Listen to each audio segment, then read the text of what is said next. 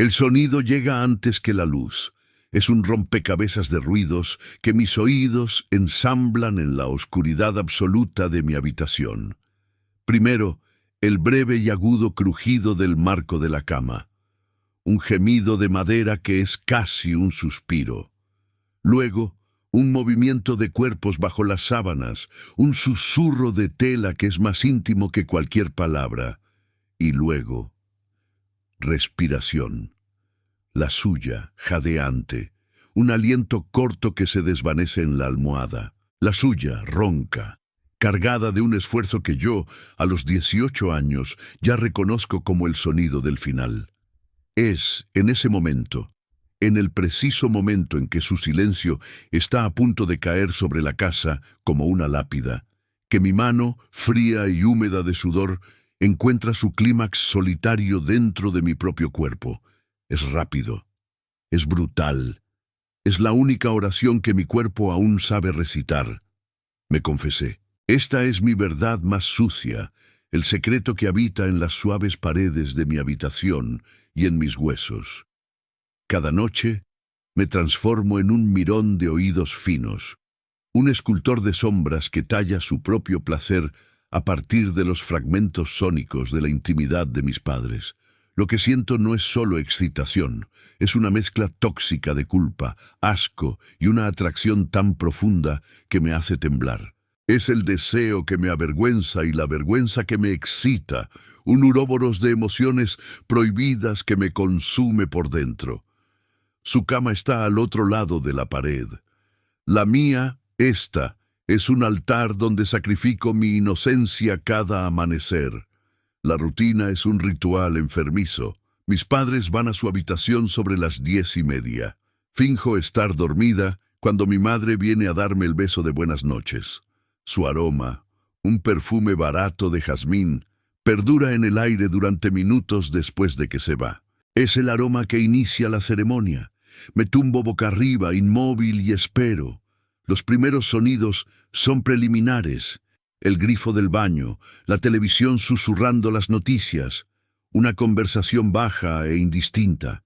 Mi corazón se acelera, la ansiedad es ácido en mi estómago, luego silencio, la señal, y comienza el espectáculo.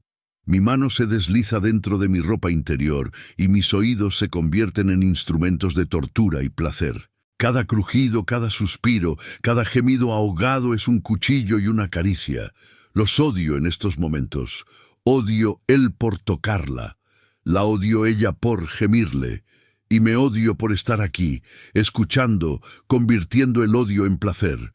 Si esta historia te conmueve, comenta abajo desde dónde la estás viendo y a qué hora es. La culpa viene después, por supuesto. Una oleada de autodesprecio me invade, dejando solo la amarga sal del remordimiento. Me quedo allí tumbado, con el cuerpo pesado, respirando lentamente y normalizándome, y miro el techo oscuro. Ahí es cuando surgen las preguntas, como gusanos que salen de la tierra mojada. ¿Por qué hago esto? ¿Qué me pasa?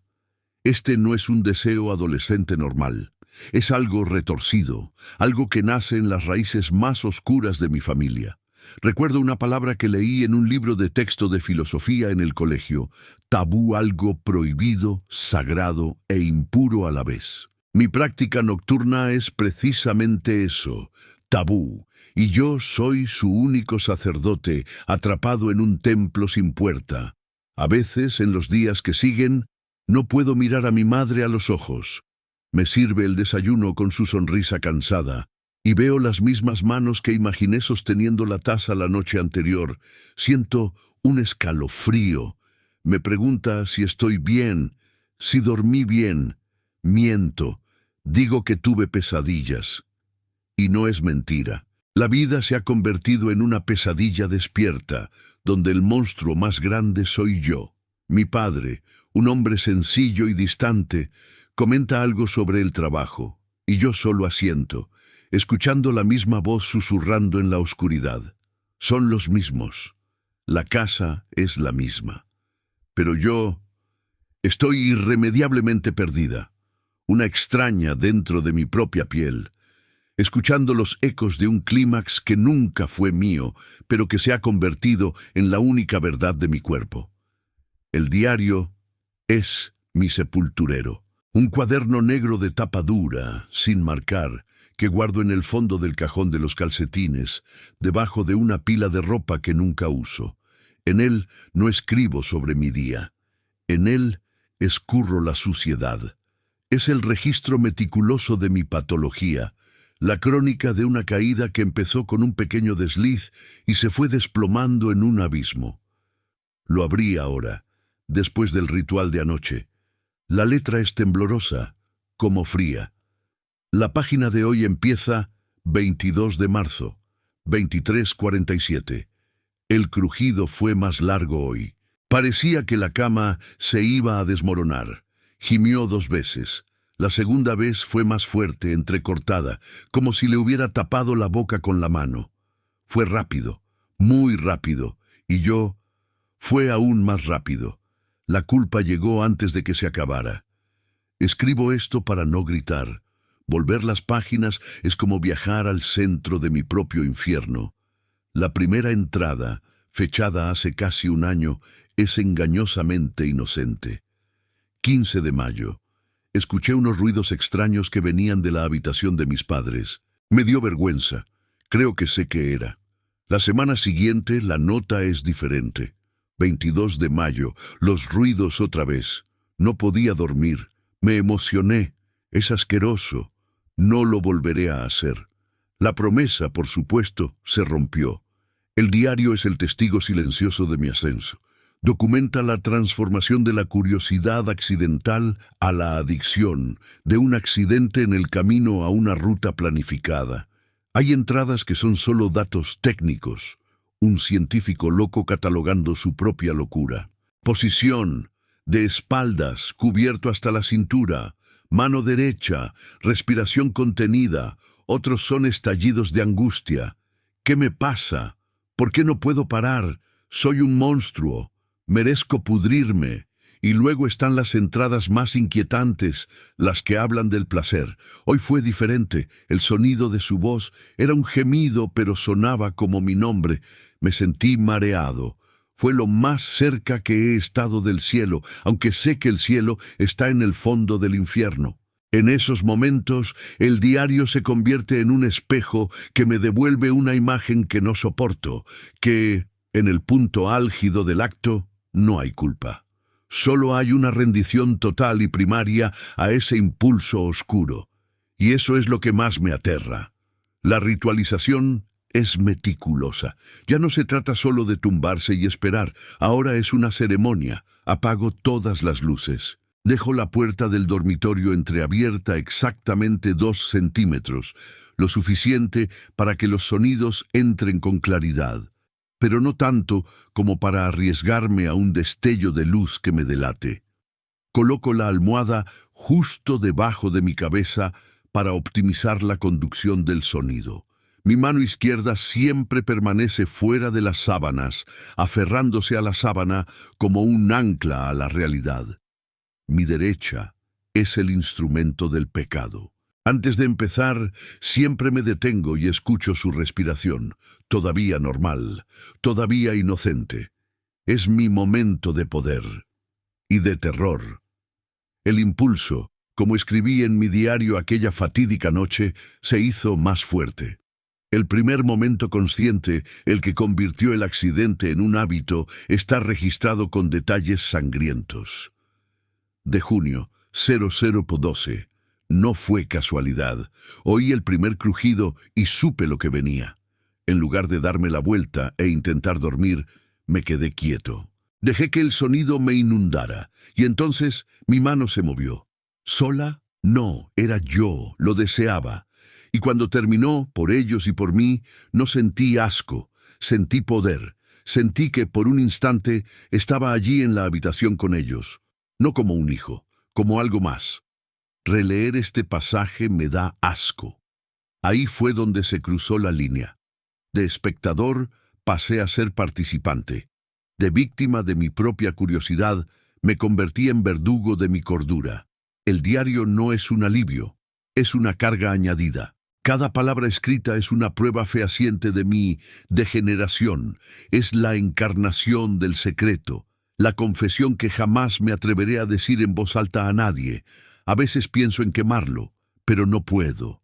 Es lo único que da testimonio de mi verdad, es mi único confidente. Y de una forma repugnante es la prueba de que sigo existiendo, aunque solo sea como esta colección de horrores anotados en un cuaderno negro, ocultos bajo calcetines de algodón. El terapeuta no se parece a Freud. No tiene la cara huesuda, las gafas redondas, ni el cigarrillo perpetuo entre los dedos. Es un hombre común, de unos 50 años, con un suéter de lana beige y una mirada que no juzga, solo absorbe. Su oficina, sin embargo, es una trampa freudiana. Estanterías pesadas, un reloj de pared que hace tic-tac como un corazón mecánico, y en el centro del espacio, imponente y acogedor, el sofá. Un sofá de terciopelo verde oscuro, el color del fondo del mar. La primera vez que me acosté en él, sentí que me acostaba en mi propio inconsciente. La sesión de hoy es la quinta. Las 4 anteriores fueron una delicada circunvalación del abismo. Hablé de mi ansiedad, mi dificultad para relacionarme, la sensación de estar siempre excluido, cosas seguras. Hoy, su silencio después de mi discurso vago fue diferente, más pesado. Mencionas repetidamente una sensación de estar al aire libre, dijo con voz serena como la superficie de un lago. ¿Al aire libre de qué, exactamente? Se me secó la garganta. Miré fijamente el techo blanco, evitando la estantería donde, entre otros, había un volumen encuadernado en cuero que decía «La interpretación de los sueños». La sombra de Freud estaba allí, en esa habitación, en esa pregunta. Era como si el mismísimo anciano vienés estuviera en un rincón, observando, con la leve sonrisa de quien ya sabía la respuesta antes de que le hicieran la pregunta. De mi propia casa, tragué saliva, de mi familia. ¿Y qué pasa en casa que te deja con ese sentimiento de exclusión? El tic-tac del reloj era un martillo, ahora o nunca, ahora o nunca. Respiré hondo. El aroma a libros viejos y terciopelo llenó mis pulmones. Y entonces, por primera vez, dije el secreto en voz alta. Las palabras salieron como fragmentos de vidrio, cortándome la boca desde dentro. Oigo cosas de noche en mi habitación. Hice una pausa esperando una reacción. Nada, solo el silencio expectante del sofá. Oigo a mis padres en su habitación y yo, ¿qué haces cuando escuchas eso? La pregunta fue suave y sin presión. Estoy fingiendo que no es nada, que estoy durmiendo. Era una mentira cobarde y ambos lo sabíamos. Es difícil ignorar ciertos sonidos, comentó como si hablara del sonido de la lluvia. Sobre todo los que tienen una fuerte carga emocional. Pueden despertar sentimientos complejos, ira, curiosidad, emoción. La palabra emoción resonó por la habitación como un disparo. Cerré los ojos. Era más fácil hablar con los párpados cerrados, como si confesara la oscuridad que sentía en mi interior. Sí, susurré. Todo eso, a la vez. Y algo peor. ¿Qué sería peor? Yo uso los sonidos. Yo los espero. Y cuando llegan yo, me toco. La confesión se desplomó en el silencio de la oficina como un cuerpo pesado que cae en un pozo. La vergüenza fue un calor instantáneo que me subió del pecho a la cara, incendiándome las orejas. Esperaba un jadeo de asco, un movimiento repentino, cualquier cosa. En cambio, solo llegó la siguiente pregunta, aún más suave. ¿Y qué sientes después? Culpa, asco, como si fuera un bicho raro. Se me quebró la voz, como si estuviera invadiendo algo sagrado, algo que no es para mí. Hizo una pausa deliberada. Casi podía oír cómo giraba su mente, ajustando mis palabras a teorías centenarias. Lo que describes no es raro dentro de ciertos parámetros, empezó, y mi corazón dio un vuelco de esperanza enfermiza.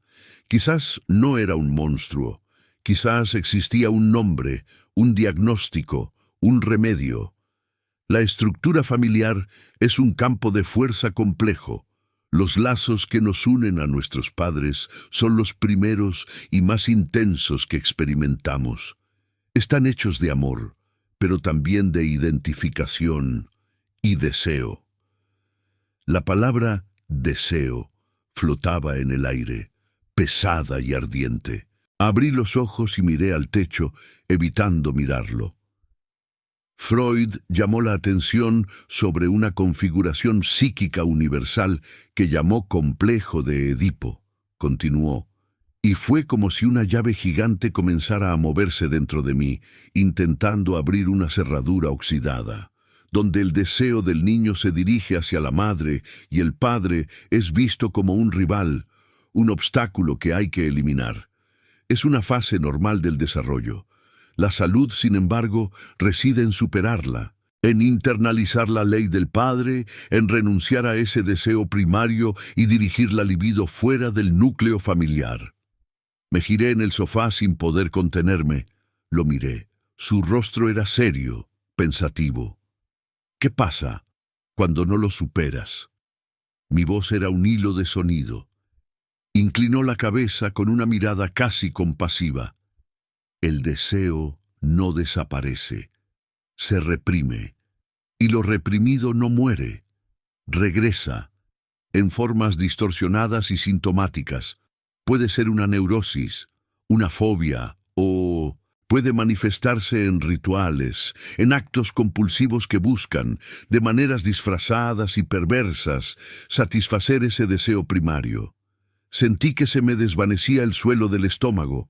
No me estaba dando un diagnóstico reconfortante, me estaba dando un espejo, y en ese reflejo no vi a un paciente.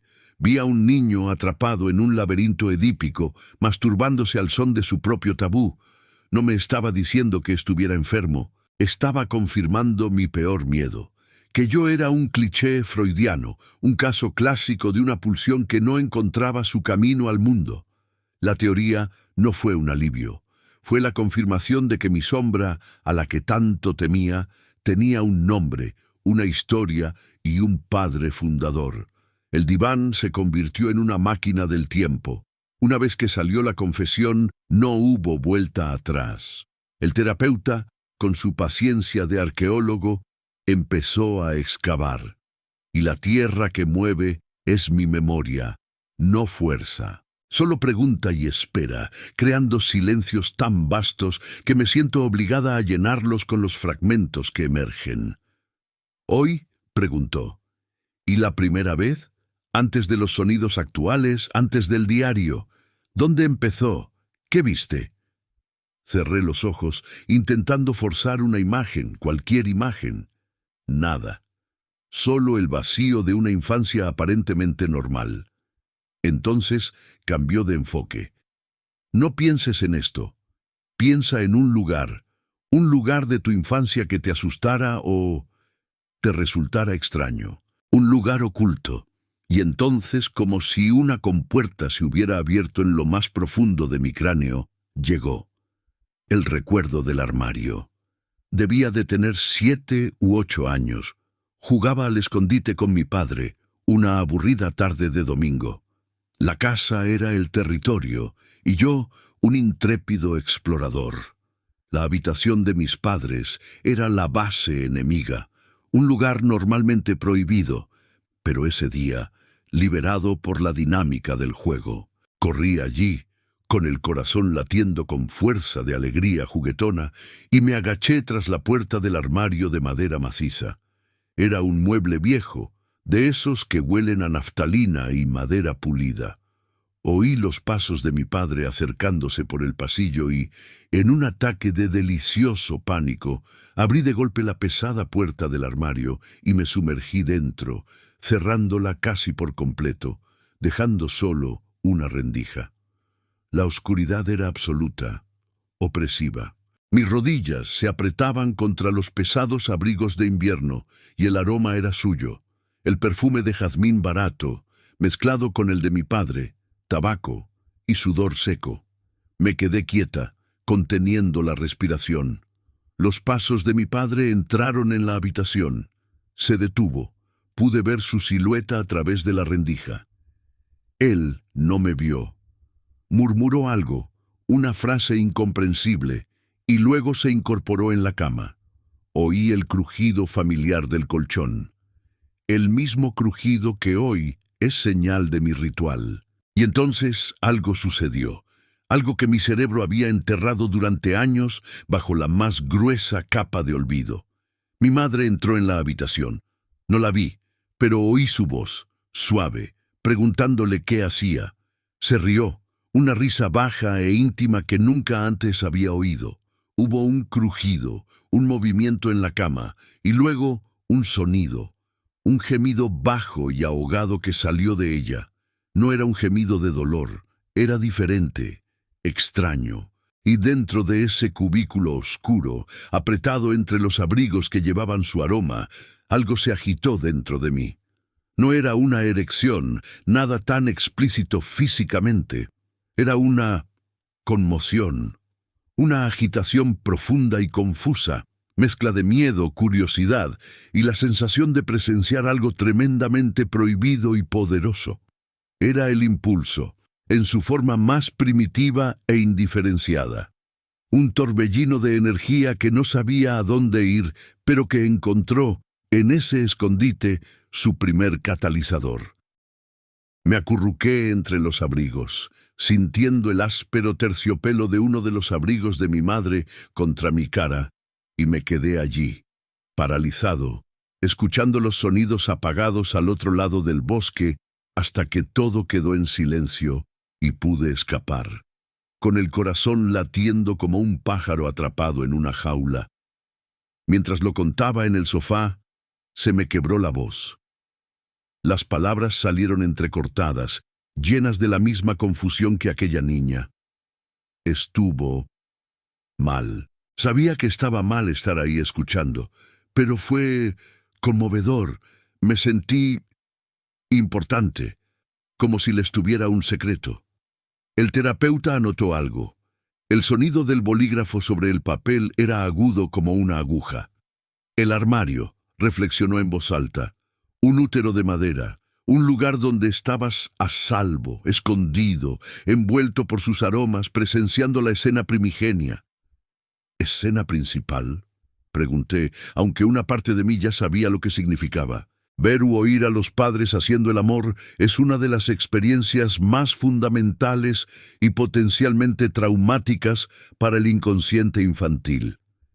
El niño lo interpreta como un acto de violencia, de dominación, algo que genera una angustia intensa, pero también una curiosidad insaciable. No solo lo presenciaste, lo sentiste tú mismo, escondido para presenciar. Te pusiste voluntariamente en el lugar del mirón, y tu mente, en un intento de dominar ese trauma, de apropiarse de esa escena de poder y placer que no comprendía, comenzó a repetirla. Primero, en la fantasía del recuerdo, luego, en un ritual concreto. Sentí un escalofrío en la espalda. No solo me estaba dando un recuerdo, me estaba dando la origen, la semilla. Ese momento en el armario no fue un recuerdo perdido. Fue la piedra angular de toda mi patología. La pulsión de muerte y la pulsión sexual, como describió Freud, se entrelazaron en una danza macabra dentro de un niño asustado. Ese fue mi pecado original. No un acto, sino una semilla plantada en la tierra fértil de mi inconsciente, que creció en las sombras y ahora daba su fruto venenoso cada noche al otro lado del mismo muro. La oficina se siente más pequeña hoy, las paredes se han acercado y el tic-tac del reloj suena como una sentencia. Me tumbo en el sofá. El terciopelo verde ahora está frío como la piel de un reptil. El recuerdo del armario sigue vivo entre nosotros. un fantasma de olor y sonido que yo mismo he convocado. El terapeuta ya no necesita excavar.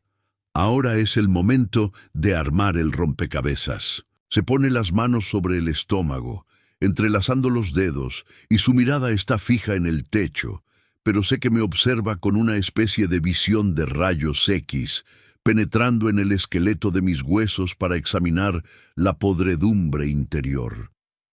«Examinemos tu ritual», dice, y la palabra suena clínica, aséptica, intentando en vano limpiar la suciedad del acto. Te acuestas, te quedas quieto y escuchas. ¿Qué haces? En realidad, ¿qué esperabas oír? Me estremezco. Te lo dije, sus sonidos. ¿Los sonidos compartir o los sonidos sí? La pregunta es un bisturí. Hay una pausa profunda. El aire pesa una tonelada. Los dos, murmuro, pero es una mentira frágil, y ambos lo sabemos. Seamos honestos aquí, donde la honestidad es la única herramienta que tenemos. Insiste suave pero implacablemente. Cuando escuchas la voz de tu padre, ¿qué sientes? Ira. La palabra sale como un escupitajo. Incómodo, como si estuviera arruinando algo. ¿Echar a perder el qué? El silencio. El momento. Es otra mentira, y cuando oyes la voz de tu madre, sus gemidos, un escalofrío incontrolable me recorre la espalda. Mis dedos se tensan, aferrándose al terciopelo del sofá. No respondo, no puedo. La verdad es como un bloque de hielo atascado en mi garganta. No insiste, deja que el silencio trabaje por él. Y luego empieza a entrelazar la teoría con mi propia confesión, y es lo más aterrador que he vivido. Lo que describes no es una simple adicción a la pornografía, ni una masturbación compulsiva. Comienza con un tono de voz profesoral que lo hace aún más aterrador. El objeto de tu deseo no es genérico, es extremadamente específico. Es tu madre. El entorno es específico, la intimidad de la pareja paterna, y tu rol es específico, el de un espectador activo, un participante clandestino que, mediante su propio acto solitario, intenta insertarse en esa dinámica. Cierro los ojos con fuerza, deseando que pare, que desaparezca. Freud diría que tu complejo de Edipo no ha sido superado, ha sido reprimido, y lo reprimido regresa en forma de síntoma. Tu síntoma es este ritual. Es un intento desesperado y distorsionado de tu psique por satisfacer el deseo edípico original, tener a tu madre para ti. Dado que tu padre es una figura amenazante e imposible de eliminar en la realidad, lo eliminas simbólicamente, reduciéndolo a un conjunto de ruidos desagradables, mientras concentras toda tu energía libidinal en el sonido de tu madre. En tu acto solitario, en la cúspide de tu clímax, es ella eso, es contigo. Es y la voz que escuchas. Es lea lo que tu cuerpo responde.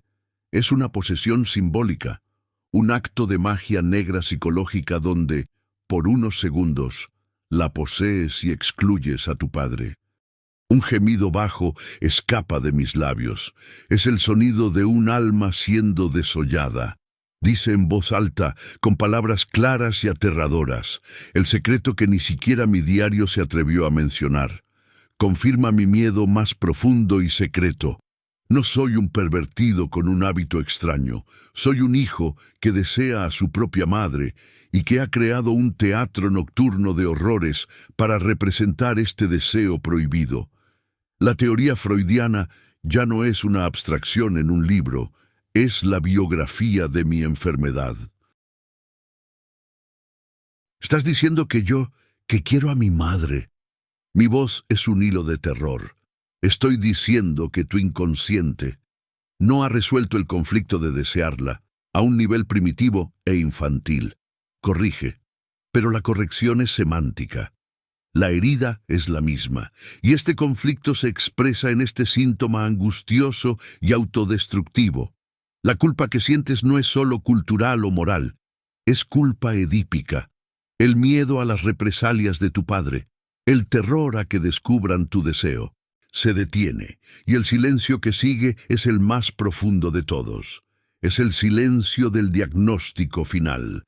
Es el silencio de la confirmación. Freud, ese viejo fantasma de Viena, confirmó a través de este hombre del suéter beige lo que siempre he temido en lo más profundo de mi ser, que mi clímax secreto no se trata del placer, se trata de un deseo ancestral, prohibido y sucio. Es la sombra del chico en el armario, adulto y distorsionado, que aún intenta poseer, a través del sonido y el placer, a la mujer que le dio la vida, y que en el teatro enfermizo de su mente se convirtió en el objeto de su deseo de muerte. La confirmación en el diván no me liberó. Al contrario, me dio un mapa de mi propio infierno, y ahora no tenía excusa para no intentar escapar. La teoría freudiana era una celda de cristal. Podía ver todos los barrotes, comprender su estructura, pero eso no me hacía más libre. Solo hacía que la prisión fuera más clara, más humillante. La idea de que mi deseo nocturno fuera la manifestación de un complejo de Edipo petrificado era insoportable. Necesitaba un exorcismo, un ritual de purificación que quemara la semilla podrida plantada en el armario. La oportunidad llegó un viernes. Mis padres anunciaron que saldrían a cenar con unos amigos y que probablemente volverían tarde. La casa estaría vacía, sola. Esta era mi oportunidad. El plan era simple, casi infantil en su lógica desesperada. Invadiría el santuario, su dormitorio, y realizaría un contrarritual. Limpiaría el espacio y a mí misma de mi energía perversa. En cuanto el coche salió de la entrada, un silencio denso invadió la casa. Me quedé en la sala un buen rato, escuchando el zumbido del refrigerador y el latido de la sangre en mis sienes. Luego subí las escaleras. La puerta de su dormitorio estaba entreabierta. La abrí y el olor familiar, jazmín barato, tabaco, un toque de producto de limpieza, me golpeó como un puñetazo. El corazón me latía con fuerza contra las costillas. La habitación estaba impecable. La cama tenía una colcha de flores que odiaba. En su mesita de noche, un libro de bolsillo y un vaso de agua medio lleno. En la de él, el control remoto del televisor y unas gafas. Respiré hondo. Era solo una habitación. Solo una habitación. Caminé hacia el centro de la habitación, cerca de la cama. Este era el epicentro del terremoto que sacudía mi vida cada noche. El marco de madera de la cama parecía inocente, inofensivo. Mi ritual de purificación era una extraña amalgama de supersticiones. Saqué un puñado de sal gruesa de la cocina del bolsillo y la arrojé alrededor de la cama, formando un áspero círculo blanco. «Salid de mí», susurré al vacío, con las manos temblorosas. «Salid de mí, demonios». Encendí una vela blanca que había escondido y la coloqué en el suelo dentro del círculo de sal. La llama danzaba, proyectando sombras largas y grotescas sobre los muebles. Era patético. Sabía que era patético. Un niño asustado intentando usar la magia para curar una neurosis descrita hace un siglo. Me quedé allí de rodillas, mirando fijamente la llama, intentando vaciar mi mente, intentando ahuyentar las imágenes, los sonidos, el deseo. Me concentré en mi respiración, como me había sugerido el terapeuta en otro contexto. Pero cuanto más intentaba no pensar, más fuerte se hacía el impulso. Era como intentar contener un río con las manos. El silencio en la habitación era ensordecedor. Y en el silencio mi mente empezó a llenar los vacíos. Empecé a oír sonidos. No eran sonidos reales, sino ecos de mi memoria. El crujido de la cama, su respiración agitada, sus gemidos, no venían de afuera, venían de adentro. Eran más reales que la llama de la vela, más reales que el olor de la habitación. Mi cuerpo reaccionó. Un calor familiar y repugnante comenzó a extenderse por mi ingle. No quería esto. Era justo lo contrario de lo que deseaba. Fue entonces cuando oí la llave en la puerta principal. El pánico era una oleada de adrenalina helada que me recorría las venas. Habían regresado antes de tiempo, la vela, la sal. Yo, arrodillada en su habitación como una loca, apagué la vela con fuerza. El humo oscuro se elevaba como si mi pecado se hubiera materializado. Barrí la sal debajo de la cama con las manos. Las palmas me sudaban y los granos de sal se me pegaban a la piel. Me levanté tan rápido que me mareé. Era demasiado tarde para salir sin que me vieran. Sus pasos subían las escaleras, rápidos. Debieron de haber ido directo a su habitación a guardar sus abrigos. Me quedé paralizado en el centro de la habitación, como un ciervo ante los faros del destino. La luz del pasillo se encendió y mi madre apareció en la puerta. Se detuvo sorprendida. Su mirada se desvió de mí, al suelo donde aún brillaban algunos granos de sal y al olor a mecha quemada que flotaba en el aire. «¿Qué haces aquí?» Su voz no sonaba enfadada, sino perpleja, preocupada. No podía hablar. Tenía la boca seca. Solo podía mirarla, sus labios, que tantas veces había imaginado, su cuello, de donde provenía la voz que me llevó al clímax, sus ojos, que ahora me miraban con una confusión peor que cualquier ira, y en lo profundo de esos ojos vi el reflejo del monstruo que era, el hijo que había invadido la habitación de sus padres para realizar un ritual enfermizo, impulsado por un deseo que ni ella ni yo podríamos jamás nombrar. Mi padre apareció detrás de ella, bloqueando la puerta con su imponente figura. «¿Está todo bien?», preguntó, con su voz profunda resonando en mi pecho como ese sonido que tanto odiaba. Guardé silencio. La confrontación final no fue con palabras. Fue con ese silencio. Me quedé frente a ellos, ya no protegida por la pared, ya no oculta en la oscuridad de mi habitación. Estaba allí, en el epicentro de mi tabú, y el objeto de mi deseo prohibido me miró a los ojos, sin comprender, pero sintiendo sin duda la vibración erótica y repugnante que emanaba de mí. La purificación había fracasado, catastróficamente, y en lugar de sal y fuego, solo quedaba la verdad más cruda y expuesta, flotando entre nosotros tres como un fantasma finalmente encarnado. El silencio que siguió a mi fracaso en su habitación no fue un silencio vacío. Fue un silencio sólido y pesado que llenó la casa como cemento fresco. Mis padres no hablaron de lo que habían visto, no hubo sermones ni preguntas, solo una actitud incipiente, una cautela que no existía antes. Mi madre seguía sirviéndome café, pero sus dedos ya no rozaban los míos accidentalmente al entregarme la taza.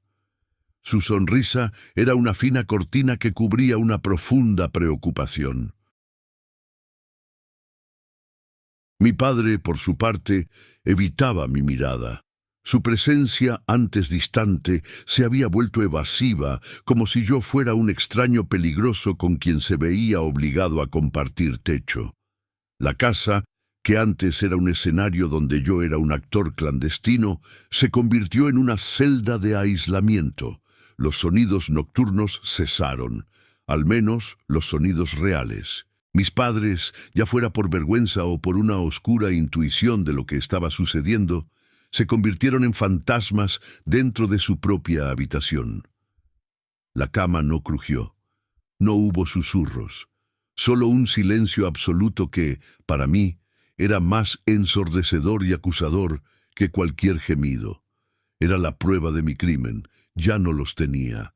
La materia prima de mi adicción, de mi síntoma, se había secado, y la abstinencia no fue un alivio, fue una tortura diferente. La pulsión, privada de su objeto externo, se volvió completamente hacia adentro, y me convertí en el carcelero y prisionero de mi propio infierno mental.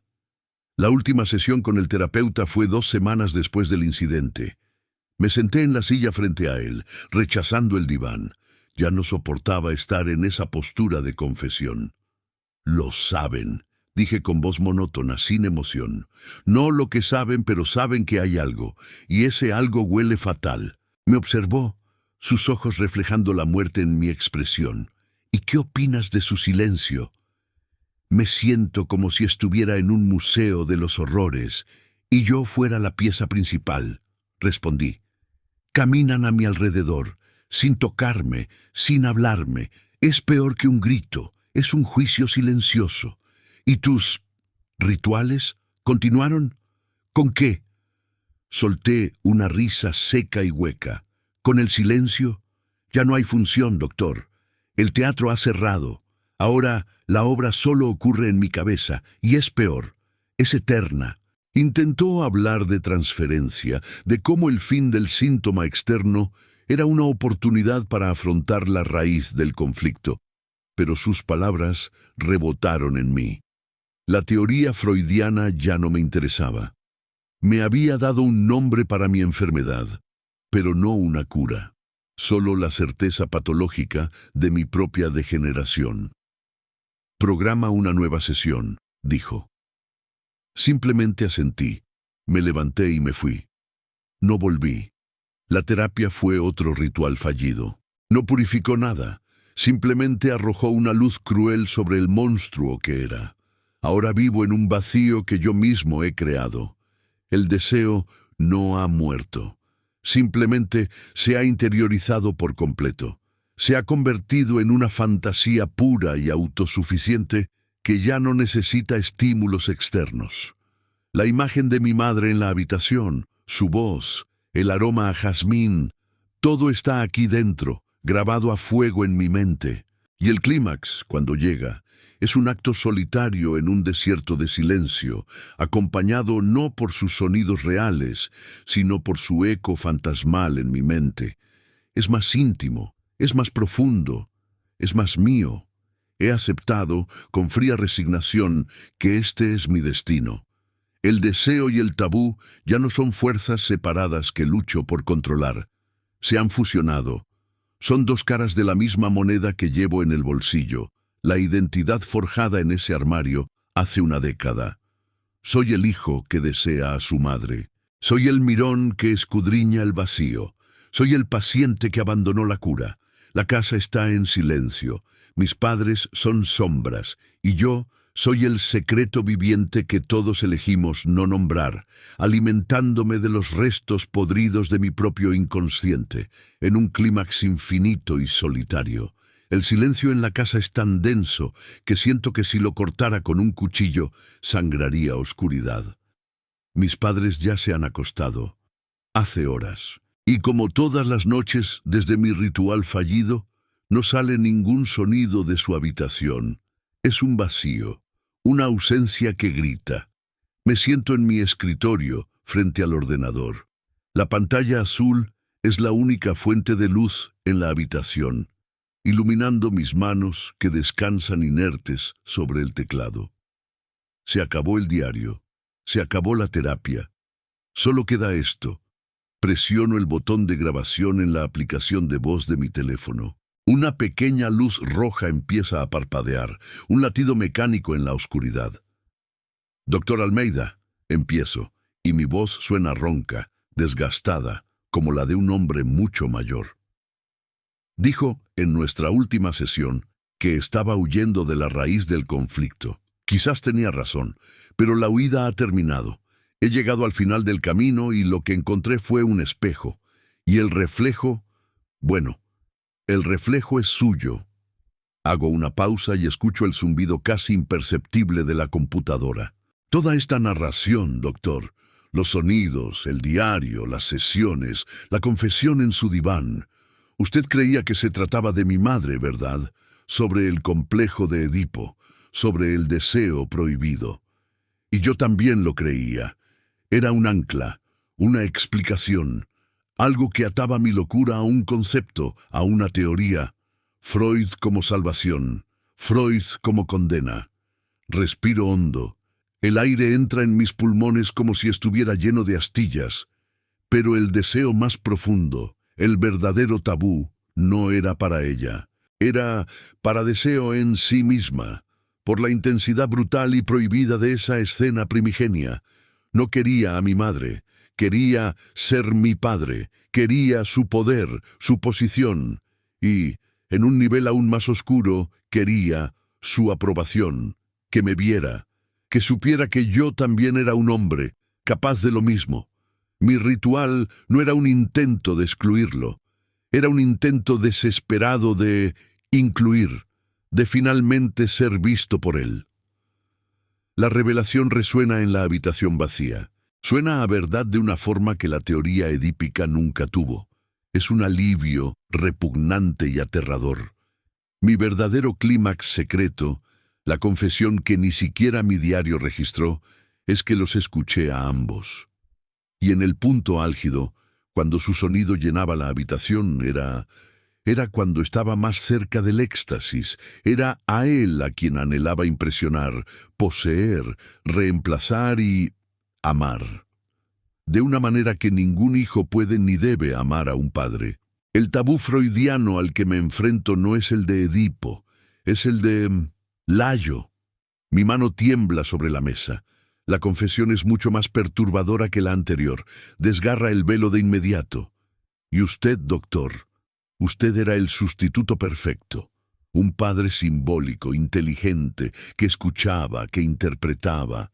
No me estaba confesando con un terapeuta. Me estaba confesando con un bien buscando tu absolución, tu reconocimiento. Y cuando me abandonaste a mi suerte, cuando dejé de ir a las sesiones, y tú no insististe, no me buscaste, fue la confirmación definitiva de mi fracaso. Rechazo paternal, una vez más.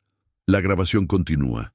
El pequeño punto rojo parpadea sin responder, así que esta es mi última sesión, la última confesión.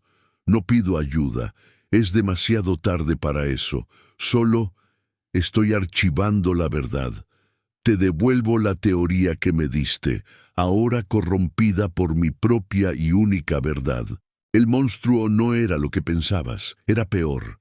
Era más simple y complejo. Era el niño en el armario, deseando el amor de su padre de una forma que el lenguaje mismo prohíbe. Dejo de grabar. La luz roja desaparece. Me quedo mirando la pantalla oscura de mi teléfono un buen rato. Luego lo conecto a la computadora, busco el archivo de audio y lo arrastro a un correo electrónico. Escribo la dirección del doctor Almeida. Dejo el asunto en blanco. En el cuerpo del correo simplemente escribo, anexo la raíz. Hago clic en enviar. El sonido ¡zas! Lo virtual es el único clímax que me queda. Es un placer vacío, una eyaculación de datos en un vacío cibernético. Me levanto y me acerco a la ventana. Afuera, la ciudad duerme. Adentro, el silencio finalmente se ha vuelto completo. Le puse nombre, lo grabé. Lo envié al mundo y ahora todo es mío. El deseo, el padre, el terapeuta, la culpa, todo se ha fundido en este vacío solemne. Es mi herencia, es mi celda, es mi fin. El giro no reside en la revelación, sino en el silencio que le sigue. El correo electrónico se envió, pero ¿y si el doctor Almeida nunca lo abre? ¿Y si termina en la carpeta de correo no deseado, perdido entre ofertas y boletines, mientras yo me pudro aquí, seguro de que mi confesión final, mi verdad más cruda, no ha llegado a ninguna parte? La ironía sería tan freudiana, el grito al vacío, la transferencia interrumpida, el padre que se niega a escuchar, o peor aún, ¿y si me oye? ¿Y si mañana por la mañana, mientras miro a mi madre desayunando con el estómago hecho un nudo, suena el teléfono? ¿Y si es la voz tranquila del terapeuta al otro lado diciendo, tenemos que hablar de tu correo electrónico? El terror de esa posibilidad es casi tan grande como el terror del abandono, porque entonces la confesión se haría realidad. Existiría fuera de mí, en el mundo, entre dos hombres. Y tendría que enfrentarme, no al fantasma de mi deseo, sino a su materialización en la relación entre yo y otro hombre que ostenta un fragmento de poder paternal. Esta historia nunca se trató de sanar. Se trató de excavar. Cavamos juntos, doctor, y en el fondo del pozo, en lugar del monstruo edípico que esperaba encontrar, solo había un niño asustado con una herida sin nombre en el psicoanálisis, la herida de la invisibilidad. Y el clímax secreto fue, desde el principio, un grito silencioso pidiendo una mirada de aprobación. Ahora, la provocación que les dejo a ustedes, que escucharon esta historia hasta el final. ¿Cuál es su clímax secreto? No el sexual, el otro. Ese deseo inconfesable que no se atreve a pronunciar su nombre, que ocultas incluso a ti mismo en lo más profundo de tu inconsciente. ¿Qué harías? ¿Quién serías si se desataran todos tus impulsos más oscuros? Ten cuidado con la respuesta. Puede que sea más freudiana de lo que imaginas.